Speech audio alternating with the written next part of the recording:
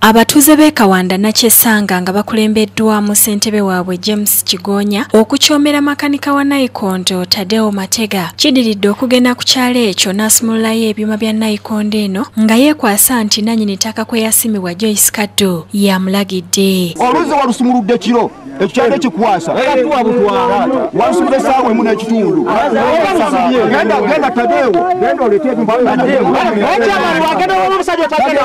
kyokka nga basunda bati ekintu kyayonooneka dda basundanga bwe baagala ate nga bazze ku mbeera y'okwamazzi gabuze ero si wagigambyeko. Ssentebe n'abatuuze bamuwazewaze nga bamulagira okuzzaako ebyuma bino nga bamugamba nti kigenda kuleeta ebbula ly'amazzi mu kitundu nga ne nayikondo tebaako bwannannyini.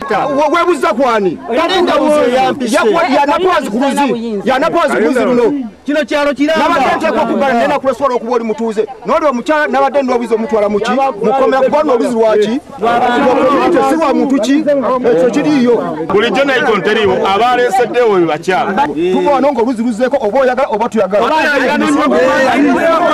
Ssentebe Kigonya ategeezezza nga bwe basasula ettaka nayikondo eno kweri n'eryokesibwako nga kati yeewuunya Kaddo bw'ayinza okutandika okulikaayanira. Wano baatundawo ate baabasasula era bateeka oluzi luno mu kitundu kyo akatundu ako oba okawaddeyo. Tulina obusobozi obubajjamu ssente oluddaabiriza kati abantu bo tebakiwuliriza bo balowoozezza nti babba luzzi. Bakira Matega yeewozaako nti talina bikola nga mpawa amuwuliriza okutuusa lwapondose n'abizzaako.